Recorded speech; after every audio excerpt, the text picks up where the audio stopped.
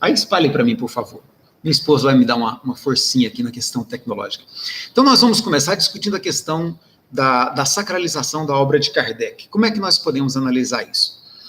Quando o Espiritismo está sendo desenhado ainda na França, a publicação do Livro dos Espíritos por Allan Kardec, aqui no Brasil isso tem repercussão. Algumas pessoas da classe média alta aqui do Brasil têm acesso a essa obra kardeciana. A Célia Graça Arriba tem um estudo muito bom nesse sentido.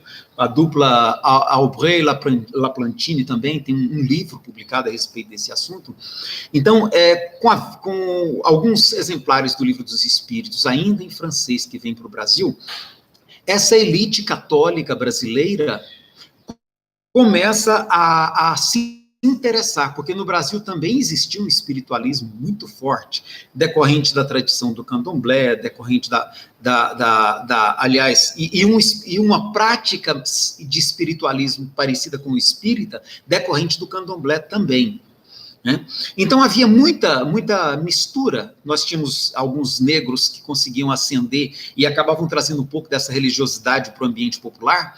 Então, tinham experiências espíritas aqui no Brasil, e já existia um catolicismo muito forte também, e na medida que essa classe média alta, ou essa elite brasileira, começa a trazer livros da França para o Brasil, isso começa a criar aqui um clima favorável à implantação do espiritismo. Nós vamos observar também que a obra kardeciana favoreceu isso. Nós temos colegas que estudam a obra de Kardec que não gostam de admitir isso, mas se a gente perceber da primeira para a segunda edição de O Livro dos Espíritos, Kardec deu vamos dizer assim, uma catolicizada no texto, a leitura que eu faço aqui para conseguir uma interação melhor com o seu público. Eu vou dar só um exemplo. Na primeira edição de O Livro dos Espíritos, Kardec apresenta a lista dos espíritos que participaram do projeto do livro, né, da elaboração do livro. Ele cita Vicente de Paulo, ele cita João Evangelista, ele cita Agostinho de Hipona e mais alguns outros lá. Para a segunda edição de O Livro dos Espíritos, é bom dizer que a primeira teve uma aceitação extraordinária, segundo os registros da época, né? Para a segunda edição de O Livro dos Espíritos, Kardec faz uma mudança que é muito interessante. Kardec, para a segunda edição do Livro dos Espíritos, ele já usa o nome de São Vicente de Paulo, Santo Agostinho, São João. E o autor novato que entra na história, que era o rei Luís IX, rei Luís IX, né, o Luís de França, o rei Luís com o nome católico de São Luís. Então é muito interessante a gente perceber esse detalhe. É como se Kardec percebesse que ele estava dentro de uma sociedade fortemente católica e quisesse estabelecer um diálogo com essa sociedade. Esse diálogo que ele faz com a sociedade católica francesa encontra excelente repercussão também no Brasil. E aqui no Brasil, vamos dizer assim, que não só o diálogo com a sociedade católica, mas o público de Kardec que começa a ler e achar interessante, começa a criar aqui uma maneira específica de lidar com essa religiosidade que Kardec propunha, com essa nova maneira, essa nova espiritualidade que Kardec apresentava. Então, o Livro dos Espíritos influencia fortemente na maneira do viver religioso aqui do Brasil. As pessoas, portanto, passam a se afirmar espíritas, embora ainda com uma leitura bastante católica da realidade, com um linguajar bastante católico. A gente vai ver isso muito claramente em Bezerra de Menezes, e no Teles de Menezes, a gente vai ver em vários, o Antônio Saião. Então, todos eles mais ou menos vão manter a sua linguagem, aquele linguajar católico, mas já com as ideias espíritas somando a bagagem que eles traziam. E aí entra, então, a questão da sacralização da obra kardeciana. Eu começo a perceber, eu, leitor agora espírita, ex-católico e agora espírita, eu começo a perceber que aquelas explicações que eu tinha em torno da Bíblia Sagrada e que eu toda a vida tive dúvidas, que Allan Kardec me traz uma leitura melhor. Eu passo, então, a relativizar a Bíblia, a relativizar e não a abolir. É interessante isso também. né? Até hoje há no meio espírita uma forte referência da Bíblia como livro sagrado. Mas eu agrego a essa sacralidade da Bíblia o texto kardeciano, atribuindo a ele também alguma sacralidade.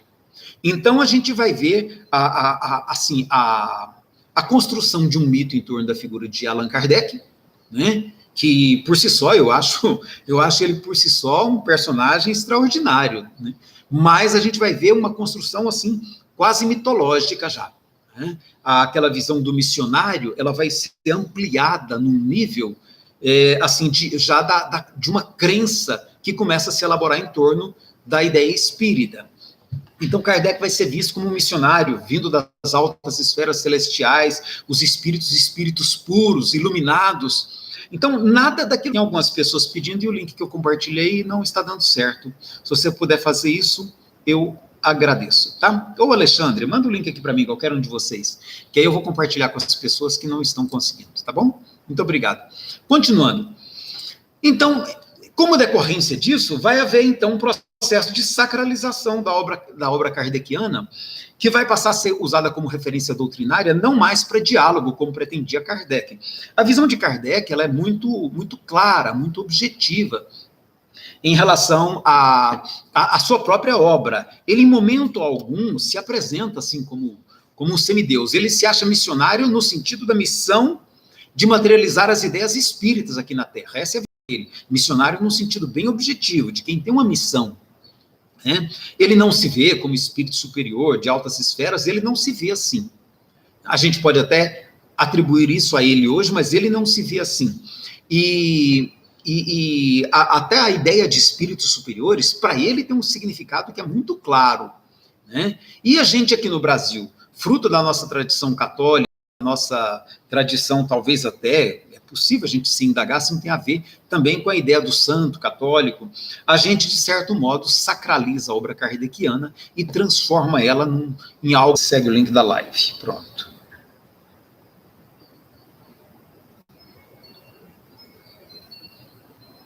Pronto, agora sim, agora as pessoas conseguirão entrar, não vai ter problema. Muito obrigado, Alexandre, valeu. Bom, então, gente,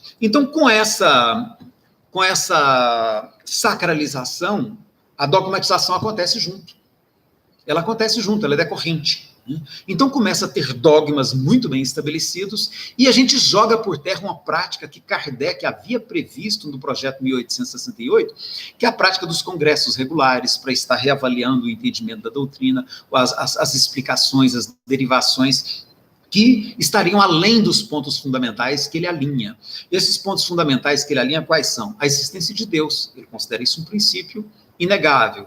Ele entende que isso é um princípio atemporal e que não tem como discutir isso depois, porque nunca vai mudar, ele entende assim. Né? O segundo princípio, a existência do espírito.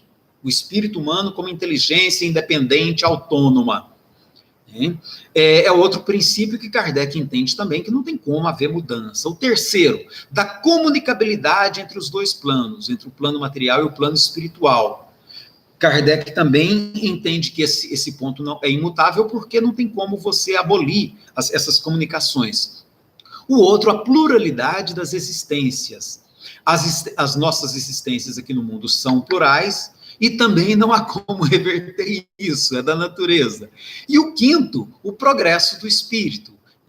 O espírito progride no tempo, e esse progresso ele é inexorável, o processo de aprendizado. O espírito aprende e amadurece com o tempo, e não tem como não ser assim. Então são os princípios que Kardec diz, olha, esses princípios não têm como ser alterados. Mas as implicações e as decorrências desses princípios, elas precisam estar sendo deduzidas. E elas podem ser alteradas com o tempo em função de mudanças, de melhor compreensão de um aspecto ou outro da vida, porque ele ancora o espiritismo na ciência da sua época. E como a ciência ela vai progredindo com o tempo, ele entende que o espiritismo também tem que acompanhar esse movimento progressivo da ciência. Então, na medida que o espiritismo vai se dogmatizando e vai sacralizando a obra kardeciana, ele vai perdendo esse espírito de conexão com a ciência e com a filosofia. É interessante a gente perceber isso vai acontecendo ao longo do século XX. né? Depois nós vamos no próximo assunto, eu vou mostrar como tem a ver até com alguma coisa que acontece antes, e não só no Brasil, também na França. Mas o fato é que, por conta dessa tradição católica brasileira, que é muito forte, a obra de Kardec, então, vai ser sacralizada e dogmatizada. Né? É bom a gente ter isso muito claro, porque a gente tem como compreender, perceber esse processo e se perguntar se a gente quer continuar assim, se a gente quer mudar alguma coisa. Até porque essa liberdade religiosa que o Espiritismo propõe também, né, de cada pessoa construir a sua autonomia de espiritualidade, ela permite que haja pessoas. Kardec admitia isso no início, ele falava que continuando. Eu me perdi aqui um pedacinho. Tá. Deixa eu retomar por onde eu associo aqui. Então, assim, o fato é que assim, lembrei. O fato é que o Espiritismo reconhece a autonomia de cada pessoa no sentido de construir a sua própria espiritualidade. Então, dizia que a pessoa podia ser católico, espírita, muçulmano espírita, protestante espírita, budista espírita. Então, nós temos que entender que não tem problema a pessoa, de certo modo, misturar um pouco da tradição espiritual dela com o que ele absorve do espiritismo. Nós não podemos ver isso como problema. De repente tem alguma pessoa que gosta mais do aspecto científico, eu também não posso, tá, que ele não pode pensar assim, que ele deve ser religioso como eu, ou eu que gosto mais do científico, achar que a outra pessoa não pode ser religiosa da maneira que ela tem que ser científica como eu. Eu não vejo nenhuma necessidade desse tipo de preocupação no meio espírita. O meio espírita tem espaço para todos. Tem espaço para o que gosta da ciência, tem espaço para o que gosta da filosofia, tem espaço para o que gosta de uma religiosidade mais católica, tem espaço para o que gosta de uma religiosidade mais evangélica, tem espaço para o New Age, tem espaço para o budista. A gente não precisa se preocupar com esses detalhes. Kardec entendia que o importante era a gente se firmar em termos de unidade em relação a esses princípios que eu apresentei, né? Se nós somos fiéis a esses princípios, bobagem a gente ficar brigando internamente para impor uns aos outros o nosso ponto de vista. Então, nesse sentido, é muito importante a gente resgatar a perspectiva de Kardec. Kardec não tinha essa preocupação de todo mundo rezar na mesma cartilhazinha. Claro que ele propunha uma certa unidade de modos de agir no ambiente espírita, né? Mas não em relação ao modo de crer. Então, a dogmatização e a sacralização decorrem dessa catolicização. Eu quero ver aqui do que vocês postaram.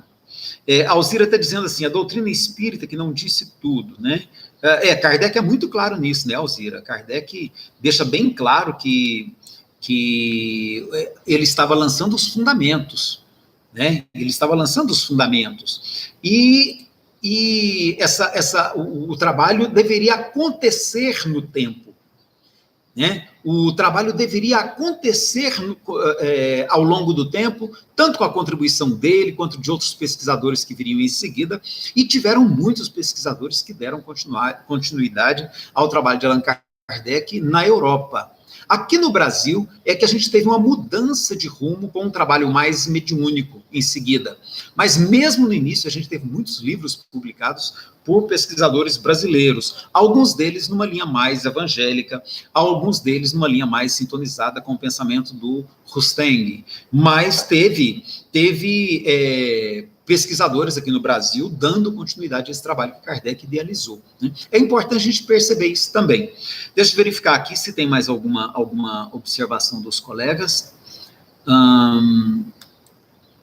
Alexandre está aqui, né? Está todo mundo aqui, ok. Uhum. O Johnny está ali com a gente, né? Vibrações, o Johnny. Sim, tá. O Centro Espírita Semeadores do Bem está tendo alguma dificuldade. Deus abençoe esse grupo lá, né? Ok. Então, eu vou prosseguir, então, puxando o próximo assunto, que foi uma pergunta, deixa eu pegar aqui o nome do colega que apresentou essa questão, foi a... gente, vocês vão perdoar, eu estou com uma máquina assim hoje tão limitadinha, tadinha, e ela não está dando conta, não. São muitos programas em aberto. Então, a outra questão que foi apresentada A outra questão que foi apresentada foi a respeito dessa questão religiosa no espiritismo. Como Kardec via isso? Isso tem dado uma polêmica muito grande no meio espírita, e é bom a gente entrar com muito cuidado nesse assunto, em respeito aos que pensam das mais variadas formas no meio espírita. Espiritismo é ciência ou religião? Ou é filosofia? Ou é doutrina? Essa questão é antiga. E na leitura que eu faço e que eu compartilho com vocês, é uma leitura, eu estou apresentando a Aline chegou ali, Aline, a gente conversou sobre a sacralização e sobre a dogmatização do espiritismo, tá? Mas a gente vai retornar daqui a pouquinho, não tem problema, a gente continua, não preocupa não. E eu vou entrar no outro ponto agora, que é a questão do espiritismo ser ciência, filosofia ou religião. Da leitura que eu faço, como eu ia dizendo, eu não vejo Kardec conseguindo fechar essa questão. Não vejo. E é interessante que parece que Kardec, na necessidade de estabelecer diálogo com o público, ele faz uma concessão à religião, sim. Isso é muito claro. Eu falei isso no início aqui, a respeito da questão da dogmatização. É muito claro quando Kardec, da primeira edição do Livro dos Espíritos, muda para a segunda edição uma forma de abordar, muda uma série de termos, muda a linguagem, ele faz uma mudança significativa. Ele chega a dizer que era um novo livro, a segunda edição. Eu comentei no início, ele deixa de chamar João Evangelista de João Evangelista e passa a chamar de São João. Agostinho não é mais Agostinho, é Santo Agostinho. Vicente de Paulo não é mais Vicente de Paulo, é São Vicente de Paulo. E o rei Luís de França, que já deixa de ser rei Luís de França e passa a ser... Que, aliás, ele não está na primeira edição, né? Mas ele já é apresentado na segunda, como um autor novato na obra, com o nome de São Luís. Então, não há como deixar de reconhecer que Kardec catoliciza um pouco a linguagem para conseguir falar com o público católico da França, que a França era um país extremamente católico. Então, Kardec faz uma concessão ao religioso.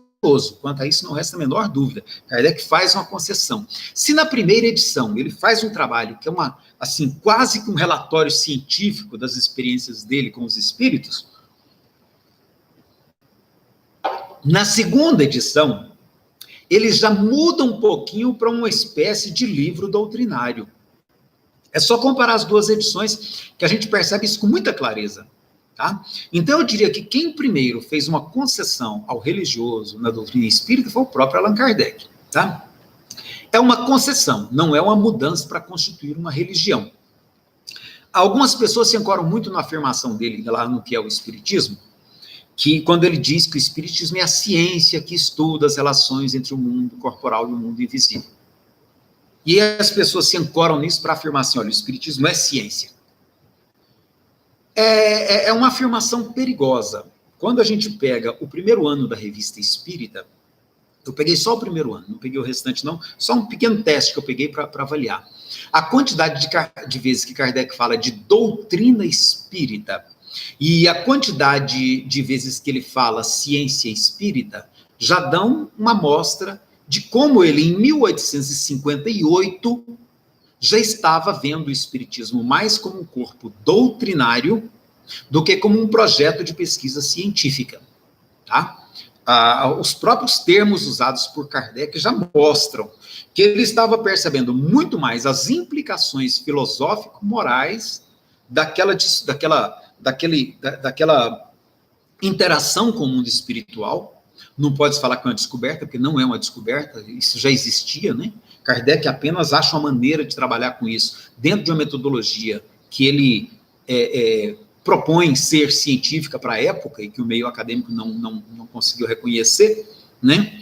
Então, o Robson está aqui, né? Ele não se retrata? Retrata, ele vai e vem, por isso que eu estou dizendo, não é fixo em Kardec. Né? Ele, ao mesmo tempo que ele tenta conceder um pouquinho a religião, mas ele não quer perder o aspecto científico-filosófico, ele quer que seja mantida uma estrutura doutrinária, e ele chama de doutrina espírita. Então, na verdade, Kardec não fecha essa questão, e parece que ela não teria como ser fechada. ele queria que ela fosse mais científica, e essa vertente, essa verve religiosa, ela permeia também o funcionamento da sociedade espírita. O movimento espírita francês, ele tem fortes cargas de religiosidade, como, por exemplo, em Lyon. Lyon é muito religioso, e lá em Lyon é onde Kardec fala que nós podemos entender que o espiritismo é uma religião. E aí ele explica, mas não uma religião, no sentido convencional da palavra. Então, essa questão ela não tem como ser fechada a partir do que a gente encontra na obra kardeciana, né? Ele faz concessões, mas não quer perder o aspecto científico e filosófico da doutrina espírita. Ele não quer que ela perca esse corpo de doutrina filosófico-moral. Mas ele percebe que a religião caminha junto e, de certo modo, tem que interagir. Eu acho, Robson, até que o desenho que a gente tem hoje é melhor. Eu gosto desse desenho, porque as pessoas que querem viver uma religião espírita, eles têm esse espaço, eles conseguem viver uma religião espírita. Aqueles de nós, e eu me incluo neles, que querem viver tanto a religião espírita quanto a ciência espírita, também tem esse espaço. A gente tem hoje instituições religiosas, a gente tem hoje instituições científicas, a gente tem hoje instituições filosóficas, né? Então, assim, hoje nós temos um espaço que é bastante plural no meio espírita. Isso facilita. Bom dia, Rui, que bom que você está aí, né? Então, acho que o que nós precisamos é não ficar competindo uns com os outros por uma supremacia da nossa perspectiva, sabe? Tem grupos que só querem o estudo espírita científico, e eu acho que é legítimo. Esses grupos, inclusive, cooperam muito, né? Eu gosto de citar como referência hoje um colega nosso, que é o Luiz Antônio Signatis, professor Luiz Signatis, que hoje ele se dedica exclusivamente à parte científica do espiritismo nas ciências humanas e sociais. E ele faz um trabalho belíssimo de introdução do espiritismo na academia. E nós, espíritas, não podemos deixar de reconhecer o trabalho que ele faz. Eu já vi pessoas dizendo assim, olha, mas se a pessoa não frequenta um centro espírita, ele não é espírita. Kardec não pensava assim. Kardec não pensava assim. Para ele, espírita era aquele que abraçava a ideia, o ideal, e que se reconhecia dentro desse movimento. E a condição que ele coloca lá no Evangelho, que já é uma outra questão, é de quem aproveita essa filosofia para o seu auto-melhoramento. Então, eu creio que nós precisamos superar essa divisão, sabe, dos científicos e dos religiosos. Tem espaço para os científicos, tem espaço para os religiosos, tem espaço para os que gostam do exercício da assistência social, né? Tem espaço para todo mundo. Então, deixa eu pegar aqui, essa questão da retratação, portanto, que ele faz depois na Revista Espírita, eu entendo que é assim, é porque ele não quer perder o espaço, o aspecto científico, filosófico da doutrina, e a estrutura de corpo doutrinário que ele conseguiu construir, permitindo que o espiritismo caminhasse por uma religiosidade que ele já percebia que estava acontecendo. Tá? No final da vida de Kardec, isso está muito claro. Ele, inclusive, fala dos problemas internos que já havia dentro da própria sociedade parisiense de estudos espíritas. Ele comenta isso, né? E aí a Alzira põe aqui, se a doutrina espírita seria a religião do futuro, não, mas o futuro das religiões. Alzira, essa é uma afirmação que a gente tem que tomar muito cuidado com ela, porque ela é fruto daquela visão de supremacia espírita em relação ao restante do mundo.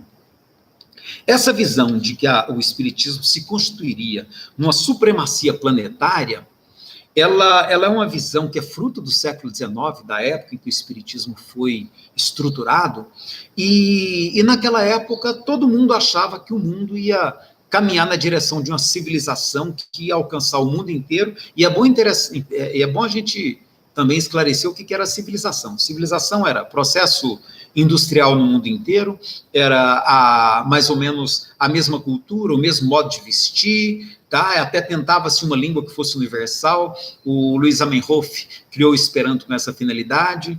Então, naquela época, havia uma visão de que o planeta inteiro teria uma cara mais ou menos parecida. E hoje, do ponto de vista do que a gente vai concluindo hoje no mundo da ciência, nos estudos antropológicos, que vão mostrando as diferenças culturais, as raízes de onde se originam cada tradição e como que elas se colocam, não dá mais para pensar hoje no mundo igual como se pensava na época de Kardec. Então, dizer que o espiritismo será o futuro das religiões é uma afirmação eu diria, perigosa para o século XXI. Perigosa, porque ela nos coloca numa condição de antagonismo com os nossos irmãos de humanidade.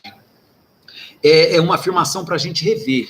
Pode ser, nesse sentido, que princípios como a imortalidade da alma, como a crença numa divindade, né, em Deus, como a pluralidade das existências, como a comunicação entre dois mundos, vá se ampliando. Pode ser que isso vá se ampliando e universalizando, como a gente vê com religiões como o Omoto, como o Sechunoye, que já absorvem isso. Mas aí a gente tem que ter muito cuidado para não colocar assim, o espiritismo como futuro das religiões, que pode parecer arrogante do nosso lado, da nossa parte. Digamos assim, que alguns princípios que são, Kardec usaria a expressão da natureza, eles tendem a se consolidar com mais espaço. Mas a gente não pode perder de vista também que movimentos como o protestante, que são muito fortes, devem continuar defendendo seus pilares de maneira muito forte por um bom tempo ainda, e a gente não tem que se preocupar com isso. Né? Eu entendo que a gente não tem que se preocupar, não é essa preocupação para nós, sociedade. A nossa preocupação enquanto sociedade é em viver em harmonia com budistas, taoístas, candomblecistas, protestantes, católicos. Eu entendo que o nosso desafio é esse, né? É esse. Então, essa questão de o espiritismo ser o futuro das religiões é uma questão que a gente tem que olhar com muito cuidado.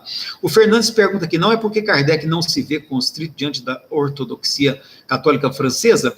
Talvez, Fernandes, talvez, bem por aí, tá? Ele tem que fazer concessões exatamente para conseguir dialogar, né? Então, a sociedade é católica, ele tem que conversar essa linguagem, senão ele não estabeleceria diálogo. Creio que a cada momento era preciso se modelar, pesando mais uma coisa ou outra. Eu acho que é bem por aí, Alexandre, né? E aí eu volto essa observação do Alexandre para o Robson, sabe, Robson? Eu creio que essas idas e vindas de Kardec, num tom mais religioso, mais filosófico, científico, experimental, eu acho que é bem por isso, sabe, tentando estabelecer contrapesos, né? A Alzira comenta que liberdade que a doutrina se apresenta como um direito. E gente, o espiritismo um dos primeiros movimentos, vamos dizer assim, filosófico-doutrinários, que defende a liberdade de expressão do indivíduo dentro do próprio movimento. Então, se a Igreja Católica tinha, fundado em Tomás de Aquino, uma série de princípios, aqueles princípios todo católico deve crer e declarar, o Espiritismo não tem isso. O Espiritismo admite a liberdade do contraditório. Kardec, no projeto 1868, ele deixa isso muito claro. Os congressos espíritas que deveriam acontecer regularmente era para que esse contraditório se expressasse e pudesse ajustar aqui e ali as explicações a partir dos debates internos dentro do próprio movimento. Kardec prevê isso no projeto 1868. Né? Então, é um direito pensar de maneira livre, é um direito ser um livre pensador dentro do espiritismo. Das outras religiões, e aí, infelizmente, como nós viemos da religião católica, nós viemos das religiões protestantes, é muito comum a gente chegar no meio espírita e achar que todo mundo tem que pensar pela nossa cartilha. Infelizmente, isso é muito comum, né? Para o espiritismo, isso não se aplica. Aí, a Alzira, assim, o Robson, é possível o espiritismo receber qualquer pessoa, não se pode deixar tomar pelo dogmatismo religioso, que muitos querem inserir no mesmo, exatamente. Então, a pessoa chega do catolicismo no meio espírita e quer que as atividades na casa espírita dela se amoldem àquela maneira que ele traz muito da tradição católica. E nós temos que ter muito cuidado com isso. É nesse momento que Kardec diz, olha, pelo menos no âmbito da sociedade, viver de tal modo que todos se sintam bem. Ele vai fazer essa observação a respeito dos rituais na casa espírita, está na Revista Espírita. Ele acha importante não adotar rituais ou muito católicos, ou muito protestantes, ou muito muçulmanos, mas que no meio espírita houvesse aquele mínimo de ritual formal necessário para o funcionamento da reunião, que é uma prece de início, que é a leitura, lá no caso deles, era de uma mensagem obtida na própria sessão, né?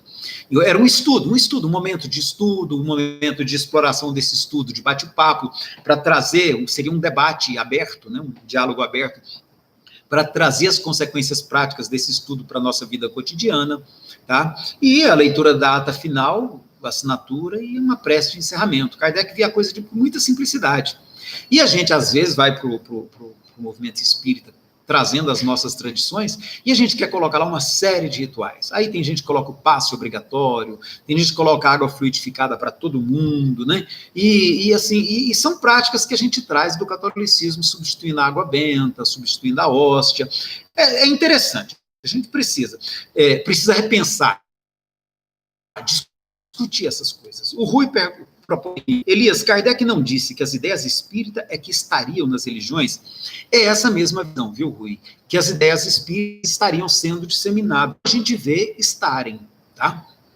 Hoje, eu comentei da Omoto, a Omoto fez um acordo com a Federação Espírita Brasileira para traduzir para o japonês o Livro dos Médiuns. Por quê? Porque eles entendem que é uma referência fundamental para eles. A Setio Noye, eu estive lendo os livros do Masaharu Taniguchi, ele declara isso nos livros dele, que a Setio Noye é resultado de um processo de inspiração, e é um processo, portanto, mediúnico, e ele, em inúmeras passagens, ele cita abordagens claramente espíritas, fundamentadas em Kardec, embora não cite Kardec. Então é muito interessante que esses princípios eles vão acontecendo mais pelo movimento científico de universalização dessas pesquisas, desses estudos na área científica, do que pelo religiosismo espírita. É bom que a gente também veja isso. Reencarnação hoje é estudada no meio científico. Tá? Reencarnação hoje é estudada pelo Ian Stevenson, agora pelo Jim Tucker. Então, tem pesquisadores estudando. A questão das vidas passadas, por exemplo, tem outras linhas de estudo importantes. Na linha da psicologia, nós temos a terapia de vidas passadas. Nós temos, na perspectiva da identificação do espírito, da confirmação do espírito, nós temos as pesquisas envolvendo experiência quase-morte, né, bilocação, tem pesquisa científica nessa área. Então, assim, é isso que Kardec via, que com a ciência espírita vulgarizaria de tal modo essas questões e conquistaria espaço na academia para que o mundo inteiro reconhecesse esses pontos que ele considera pontos fundamentais. O que nós precisamos ter cuidado é de não tentar impor ao mundo o nosso modelo espírita de religião. É esse cuidado que a gente tem que ter. E muitas pessoas, infelizmente, confundem essa perspectiva de Kardec. As ideias espíritas que estariam, segundo Kardec, em todas as religiões, eram as ideias daquilo que ele considerava a ciência espírita. A ciência espírita, se a gente que é espírita ajudar, nós vamos poder dar um grande impulso, né, na ciência espírita, para que ela permeie a academia e possa ser elemento acessível a todas as sociedades, a todas as pessoas.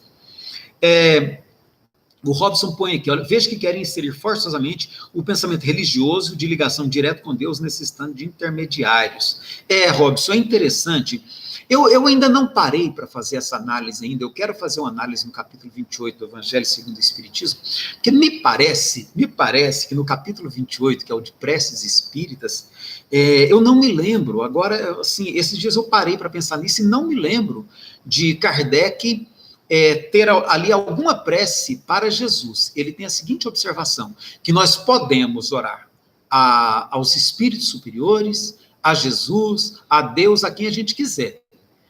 Porque os espíritos vão funcionar como intermediários entre nós e Deus. Porque ele considera que a única oração, e aí eu até me permito fazer aqui uma observação, eu acho, me perdoem, pelo amor de Deus, não se incomodem comigo, cada um tem liberdade de pensar como quiser. Eu vejo essa colocação assim, até um pouco fazendo concessão à ideia católica de Deus, que a ideia espírita de Deus, eu entendo, é a questão número 1, inteligência suprema, causa primária de todas as coisas. Algumas pessoas no espírita até acham que essa questão de oração não é relevante, porque não vem no sentido de orar a Deus, inteligência suprema. Então, assim, eu acho que existe espaço para todos. Eu, particularmente, entendo que Kardec valida o intermediário como intermediário, para validar as crenças das pessoas. Mas ele também fala da desnecessidade, né? Então, por isso que eu acho que Kardec abre assim para todo mundo ficar muito à vontade no ambiente espírita, sabe? Então, essa ideia de necessidade de intermediários não é de Kardec. Ele reconhece que muitas pessoas podem ter essa necessidade, mas ele não acha que é preciso, né? Isso está muito claro no capítulo das preces espíritas, em toda a necessidade intermediária, ela é humana, ela é das nossas religiões, das nossa ancestralidade. E aí, se a pessoa sente necessidade, nada impede que ele ore para Bezerra de Menezes, que ele ore para Eurípides Barçanufo, que ele ore para Jesus, para Maria, mãe de Jesus, né? Que ele chame Maria de Mãe Santíssima, não tem problema. É uma questão que é pessoal. Nós não podemos transformar isso em ponto doutrinário. Aí não tem respaldo em Kardec. A Aline põe assim, olha, importante os pontos levantados, muito que eu queria refletir. Obrigado, Elias. Vai ficar assim, vai ficar disponível no YouTube, tá, Aline? Elias, diante de suas colocações, imagino que Kardec estivesse aberto a ouvir e receber todos. Robson, é isso mesmo que a gente percebe no texto kardeciano. Kardec não tinha uma mentalidade fechada. Ele era extremamente aberto ao diálogo, à discussão, à confirmação, né?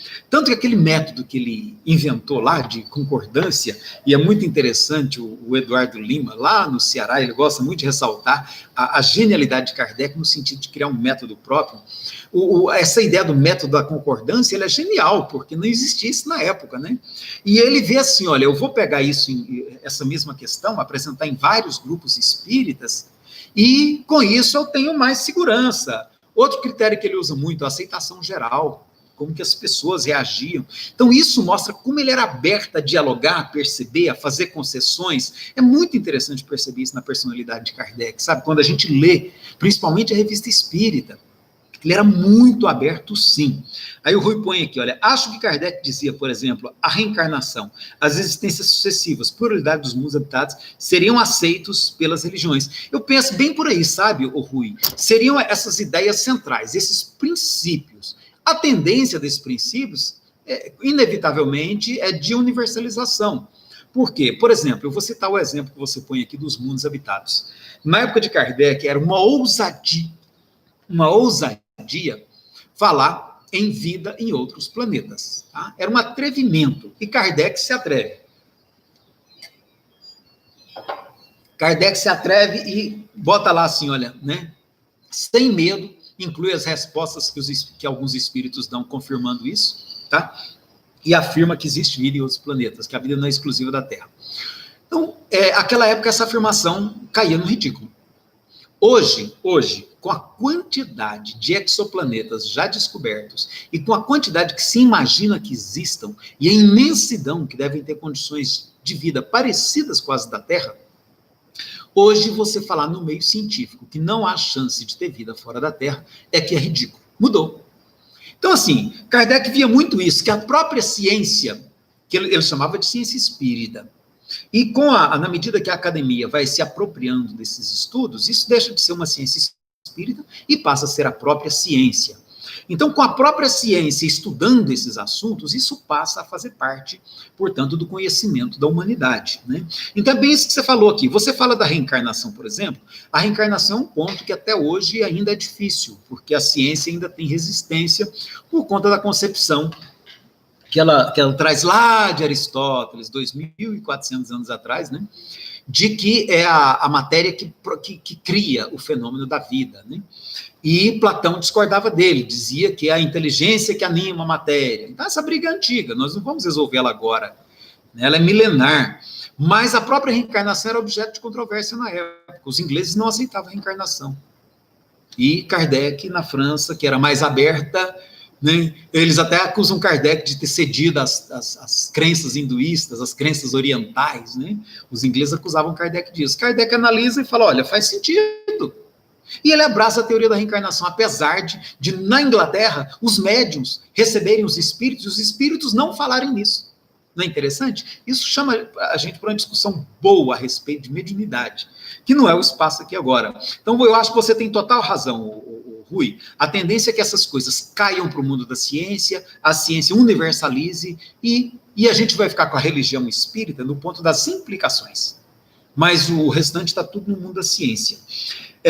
O Robson disse aqui, olha, em Kardec há um trecho em que ele recomenda não fazer nem o Pai Nosso para não melindrar pessoas não cristãs. Era na Revista Espírita, o Robson, é isso mesmo. Na Revista Espírita, Kardec sugere não fazer oração de nenhuma das religiões, para não melindrar os muçulmanos, os budistas que pudessem estar presentes nas reuniões. Eu creio que hoje, com o Espiritismo já configurado como religião, como a gente tem no Brasil, e não só no Brasil, tem vários outros lugares do mundo, até por exportação brasileira, né? Ou então, por exemplo, nos Estados Unidos tem uma outra forma de religiosidade que tem muito a ver com o espiritismo, que a gente aqui prefere chamar de espiritualismo para não misturar com a nossa, que é diferente, né? A gente prefere ser menos, mais específico do que mais aberto. É uma escolha nossa, né? Mas há muitas religiões hoje estruturadas em torno desses princípios, e eu vejo que a gente não tem como hoje discutir isso no âmbito de cada faz a oração não, a reza, né, da Ave Maria, todo mundo em voz alta. Não há como a gente mexer nisso, isso faz em cima disso. Eu creio que a atitude nossa é de respeito, sabe? Mas que eles façam isso ali no ambiente seu. Não queiram trazer isso, por exemplo, para a Federação Espírita do Estado de Goiás, fazendo a reunião com todas, ou para o Congresso, né? Então, assim, são movimentos muito particulares dentro de segmentos, dentro de grupos, e que a gente precisa entender e respeitar, que faz parte das crenças, e muitas pessoas dependem dessa crença. Tem muitas pessoas que foram católicos, se você tirar a Maria Santíssima da vida deles, você arrasa com a vida deles. Não pode tirar a Maria Santíssima, não pode. Né? Para eles uma referência muito forte. E eu acho que a gente tem que aprender a respeitar, sabe? E até compreender, e ver que Kardec, para ele, ó, isso aí não era relevante, não era. Né? E aí o Alexandre, o chinês, né, o Alexandre, esse chinês, eu vou te contar, não te dá paz, eu não sei se ele é seu ajudante ou seu obsessor, mas fala para ele não ficar muito no seu pé, não. A Iracilda, para Kardec, a Iracilda é minha esposa, gente, para Kardec o espaço para diálogo, debate e discussão deveria ser privilegiado nas casas espíritas. Hoje perdemos muito disso. Realmente, a Sociedade Parisiense de Estudos Espíritas era um espaço de estudo dialogado, onde as pessoas podiam vir apresentar suas teses, suas conclusões, suas observações, seus comentários. A Iracilda acha que isso deve ser resgatado nas casas espíritas, e eu concordo. Por mais que a gente tenha tomado uma característica assim, de missa ou de culto protestante nas nossas reuniões espíritas, eu acho que seria bom se a gente desse uma flexibilizadazinha na direção do pensamento kardeciano e facultasse mais diálogo, debate, perguntas e respostas, comentários por parte da Assembleia. Isso é muito saudável, porque permite, sabe, o diálogo livre, a livre manifestação do pensamento e da diversidade. Na Fraternidade Espírita, nós não abrimos mão, já há 36 anos, de ter um espaço para diálogo no final de toda e qualquer reunião, porque nós entendemos que isso é um princípio de prática relacional, sabe, para você dessacralizar um pouco a reunião espírita e torná-la espaço de aprendizado. Então, acho muito importante essa observação que a Iracilda faz. O Rui está comentando, amigo, acho muito importante esse diálogo que você promove. Acho que o Espiritismo, uma doutrina nova, e pela falta desse tipo de estudo, ainda não é entendido pela maioria dos próprios espíritas. Eu concordo com você, Rui. E é o que eu estava comentando no início. Eu vou voltar ao início, então, gente, porque talvez alguém tenha perdido. E para a gente, pelo menos, estar conversando aqui agora ao vivo e online, a gente tratar dessa questão novamente para todo mundo nivelar o entendimento. Essa questão, eu falei de por que houve essa sacralização. Eu citei aqui um estudo muito bom que tem do Laplantine tem hora que eu confundo quem é quem, Laplantine e Aubry. São dois antropólogos franceses que fizeram um estudo dessa transferência do espiritismo para o Brasil, e como que se deu e as implicações que isso trouxe. E depois tem alguns outros estudos também da Célia Graça Riba, que são muito bons. O doutorado dela foi nessa área, depois ela publicou um livro e tem alguns outros estudos. Muito bom o estudo dela. E nesse estudo ela mostra como que, ao vir para o Brasil, o espiritismo, de certo modo, se misturou com o catolicismo que aqui existia. E aí nós tivemos um fenômeno que é interessante, e eu quero até corrigir o que eu falei no início, para ser justo com as duas principais correntes que se abriram. Então a gente teve um espiritismo mais católico, que vem na linha do Franciscano Xavier, do Eurípides Barçanufo, né, do Bezerra de Menezes, que eram católicos, e a gente tem uma linha que inclusive vai ser excluída. Perdão, gente, eu vou falar aqui, não briguem comigo, é minha leitura, né? Por preconceito, que foi a Umbanda. Então, a parte que estava mais ligada às tradições africanas, populares, da população negra do Brasil, essa parte foi rejeitada pela elite branca, europeia, culta, e deixou o popular para lá, ignorou, isolou, disse, olha, isso aqui é coisa, é o baixo espiritismo, né? E vamos ficar nós aqui com o alto espiritismo. Então, são os dois grandes segmentos que o espiritismo abriu aqui no Brasil. É um espiritismo mais católico e, ultimamente, também mais protestante. Ultimamente, também com a forte corrente New Age, com a forte corrente orientalista. Tem várias correntes hoje no espiritismo. A gente precisa compreender, respeitar, isso é histórico, isso é social, isso ninguém muda. Tá? Isso não é alguma coisa que foi acontecendo por querer de alguém. Isso é involuntário, é um processo social. E nós temos a Umbanda, que também se consolidou como um grande movimento no Brasil. Tá? E hoje é grande movimento. Né? É muito sufocado por conta do preconceito religioso.